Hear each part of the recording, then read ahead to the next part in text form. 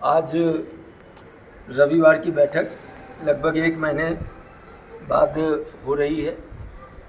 किन्हीं कारणों से बीच में हम सब लोग नहीं बैठ पाए। थोड़ा घर में वाइफ की तबीयत खराब होने के कारण से हॉस्पिटल भर्ती रही। उसके बाद में आज बैठने का उद्देश्य ये रहा, क्योंकि लगभग 1 महीने से सारे अपने जो परिवार है, इन परिवार से मुलाकात भी नहीं हो पाई और ना कोई चर्चा हो पाई। अभी पल्स इन्वेस्टर वेलफेयर संगठन के तहत जो हमारी इस समय निरंतर लड़ाई चल रही है, सब लोगों को हमने बताया, पहले भी बताया था और फिर पुनः बता रहे हैं। ये जो फार्म है पल्स इन्वेस्टर वेलफेयर ट्रस्ट जो संगठन है, जिसके प्रधान मनदीप काजला जी अध्यक्ष, प्रधान का मतलब अध्यक्ष जो हैं मनदीप काजला जी हैं और शशि दीवान जी हैं और कई लोग पदाधिकारी हैं जो निरंतर लीगल लड़ाई लड़ रहे हैं। उसी के तहत अभी कल काजला जी का हमारे पास मैसेज आया है और ये निरंतर जो भी पल्स पीएसएल ग्रुप, जो पल्स ग्रुप था, उस ग्रुप के तहत जितनी भी फर्में हैं वो सब की लड़ाई लड़ रहे हैं, क्योंकि इन्होंने संगठन का नाम ही पल्स इन्वेस्टर वेलफेयर रखा है। चाहे वो पीजीएफ हो, पीएसएल हो, चाहे वो किसान हो, ठीक है ना, लोटस हो या मिस मैरी को, कोई भी पल्स ग्रुप से जुड़ी कंपनी रही है, उन सभी के निवेशकों के भुगतान के लिए ये लड़ाई लड़ रहे हैं।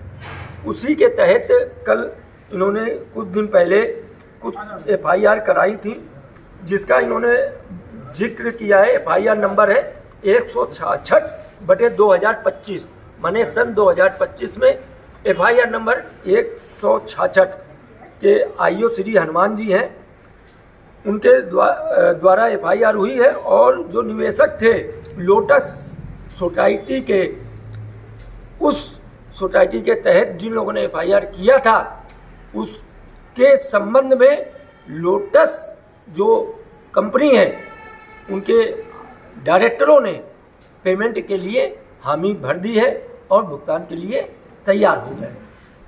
कहने का मतलब ये है कि कहीं ना कहीं बंगू साहब के जाने के बाद में या बंगू साहब के जेल जाने के बाद में कंपनी आज भी एक्टिव है हमारी, चाहे वो किसान हो, पीएसएल हो, चाहे लोटस हो। तो कहीं ना कहीं उनके डायरेक्टर आज भी वो चलाने में लगे हुए हैं, उनके फ़ायदे उठाने में लगे हुए हैं। तो उन्हीं को देखते हुए मनदीप काजला जी ने उनसे बात किया। अगर जब उनसे बात नहीं बनी है तो एफआईआर करने के लिए उन्होंने आगे लोगों को भेजना चालू किया। उसी के तहत पीएसएल के लिए भी, जैसा उन्होंने अभी भी हमारी फ़ोन पे बात हुई है, सारे लोग बैठे हुए थे, स्पीकर कॉल पे बात हुई, तो कहीं ना कहीं उन्होंने बोला है कि 6 महीने के अंदर हम, चाहे वो पीजीएफ का पेमेंट हो, चाहे वो पीएसएल का हो, चाहे किसान का हो, आगे सबको बढ़कर आना पड़ेगा, मेंबर बनना पड़ेगा पल्स इन्वेस्टर वेलफेयर का, और सभी को ये फार्म अपडेट करने पड़ेंगे और भेजने पड़ेंगे। तो हमारा कहने का उद्देश्य ये है कि लीगल जो लड़ाई लड़ी जा रही है, उस पर सभी को, हम सबको बढ़ चढ़कर आगे सहयोग करना पड़ेगा, क्योंकि व्यक्ति अकेला है, मानते हैं अकेला लड़ रहा है, पर कब तक लड़ेगा, उसका साथ हम सबको देना पड़ेगा। तो क्योंकि पैसा हमारा है, हम सबका है, तो पैसे को तो मांगना पड़ेगा ना। और जो लोग अभी तक बोलते थे कि जब सबका मिलेगा तो हमारा भी मिल जाएगा, हाँ मिलेगा। अभी एक 43 वर्ष के बाद में एक बुजुर्ग 106 वर्ष के 43 वर्ष बाद बाइज्जत बली हुए हैं, माने जेल से छूटे हैं।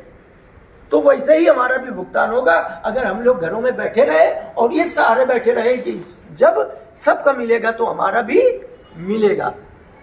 इस सहारे ना रहिए, आपको भी कुछ ना कुछ करना पड़ेगा, आगे लड़ाई लड़नी पड़ेगी, संघर्ष करना पड़ेगा, सहयोग करना पड़ेगा, संगठन के साथ में मिलकर हम लोगों को चलना पड़ेगा। और जो लड़ रहा है उसका साथ देना पड़ेगा। वो पैसा नहीं मांग रहे, कम से कम ये फार्म मांग रहे हैं, क्योंकि ये फार्म जब हमारे सुप्रीम कोर्ट में जाएगा जब FIR होंगी तो कहीं ना कहीं इन चीज़ों पर हम लोगों का आगे जो फार्म के पहले आएगा उसी के हिसाब से आगे उसका भुगतान होगा, और जो आगे प्रक्रिया नहीं करेगा तो कैसे भुगतान होगा।